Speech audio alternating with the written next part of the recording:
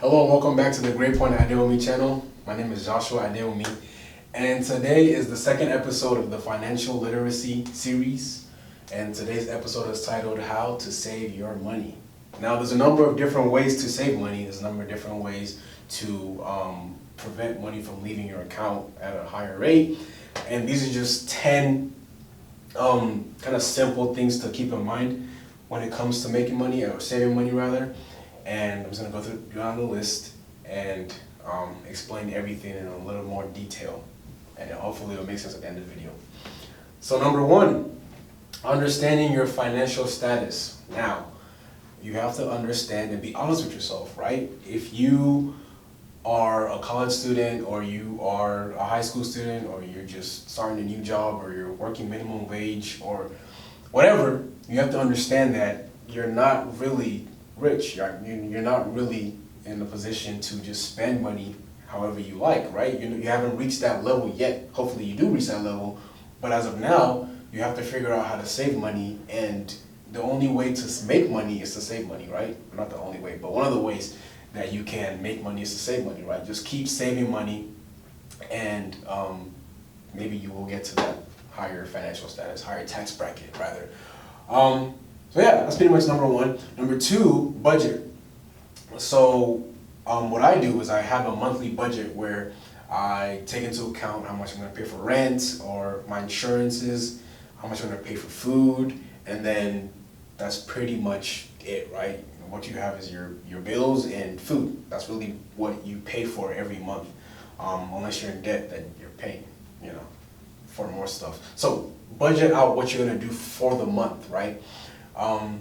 And it's best to do this at the end, or towards the end of every month, because you don't want to do it like from the beginning of the year, because things are going to come up, they're going to be costs and different things like that. So budget it as you go, and always keep track of what you're budgeting for and what you're budgeting. Now, number three is the most important part, is you add your income, but you subtract your costs, right? So, yeah, add your income, subtract your costs. So, one of the things that you need to understand is that whenever you get your paycheck or you get money, you're not making, let me write this down. You're not making $1,000 a month, right?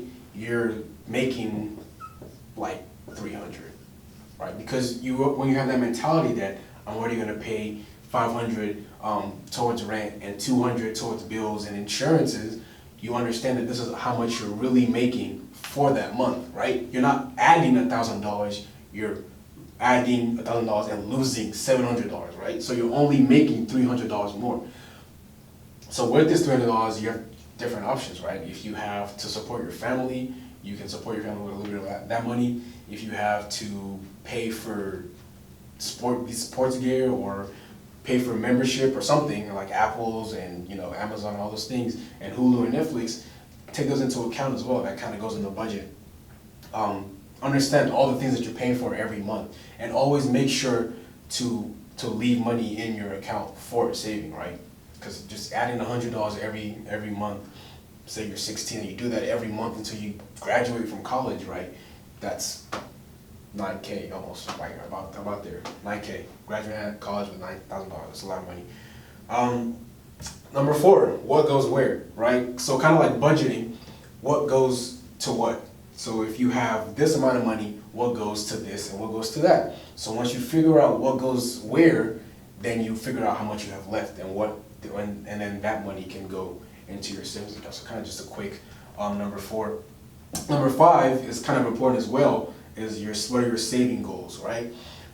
Somebody asks you why you're saving money, you want to say because I want to buy a car, or because I don't want to be in debt, or because I want money in case something happens, that I need to pay money for, or I'm saving because I have to take a trip for Christmas in December and I need money to go to that trip, right? So figure out what you're saving for. If you're just saving so you don't go broke, that's also a valid goal. But if you're just saving because you don't have a reason, it's going to be very easy to take out of that savings and stop saving as much as you would if you had a goal in mind, right? When you want something and you want it really bad, you're going to do everything that you can to make sure you get to that point. So make sure you have a saving goal: car, house, whatever it is, just have a goal. Now number 6 is also very important, automatic payments into savings account. So now we live in an age where there's, electronic banks, and it's literally in the palm of your hand. You can pay things, you can save things, you can do whatever with just, a little 6x3 screen or whatever, however big it is, right? So if you make $1,000 a month, or not make, but you're making $300 a month basically, right? You can set up your banks up in a way where you only keep 200 of that money. So $100 goes into your automatic payments every month. So you don't have to think about, okay, what am I, how am I gonna save this month? It just does it for you, right? It's a way to just keep you in check and kind of take your money from you, so you don't have the impulse or the urge to just spend and spend and spend. So remember, just try to set up a payment, even if it's $20, even if you're starting small. The more you do it, the more it becomes a habit, the more you're getting used to only really having $200 because you're putting in $100 into your savings account. Now number 7, this is really, really, really important, especially amongst us youth, is needs versus wants, right? Like you need to pay your rent, but you want an Apple Watch, or you want whatever, like an iPhone X, right? You already have a working phone, and you already have a watch that tells the time, so spend that money on the needs, right? If you have money left over after you've put it into your savings account, then you can go for your wants, right? But take care of everything in your needs area. I mean everything. Like think of every possible cost that can come up and take care of that. If for some reason you have extra money to take care of your wants and just have a bunch of luxuries, then you can go ahead and do that. And 8 is kind of expanding on 7, right? Luxuries are for those with extra. So if you have extra money left over, then it's, you have the opportunity to luxurialize and, kind of just splurge, really. You can't just spend money on luxuries if you don't have the extra, because that's how you get into debt. That's how you get into money issues. That's how you end up owing, $1,200 every month rather than only owing $700, right? So keep these in mind. These are they kind of go hand in hand, 7 and 8. Let me put the little two-way facing arrow there. So 7 and 8 go hand in hand. Actually 9 and 10 kind of go hand in hand as well. So these are kind of a two-fold. So number 9, right? Emergencies and surprises.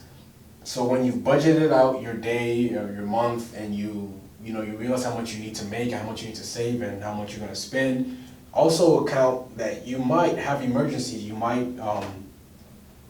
have a family member that needs $50 to just pay their phone bill or something, and you have to take into account, okay, that could possibly come up at any time during the year or during the month or whatever week I'm in. So think about what could happen and prepare for it ahead of time before it happens, which is kind of what plan for the worst is, the 10th point.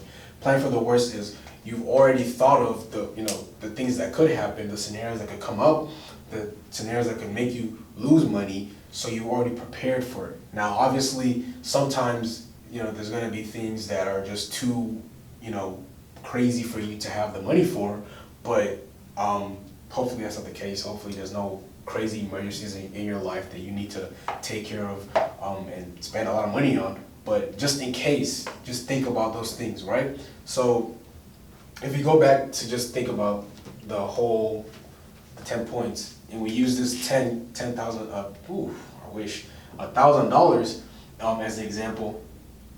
If you make $1,000, remember, you're not just making the money, you're also losing your costs for the month, right? You're losing the rent money, you're losing the insurance money, you're losing the food money, and anything else that might come up that's really, really important, like your needs, right? And then you're putting the extra $100 that you have left after you've taken care of all those things, and you're putting that into your savings account, right? And you can set up savings automatic payments to kind of keep yourself in check, right? You can do it, try it for 6 months with $50 or whatever, depending on how much money you make, and see just if you're surviving, right? If you're surviving and you feel like you can put in more, put in more. Put in, there's no limit to how much you can save, really. It's the most important part of making money is being able to save it as well, not just spend it and have it. So take into account these 10, well, when you kind of put these together, like have 9 really topics, and hopefully it helps you save money a little bit better. Thanks for coming to this video and have a good day.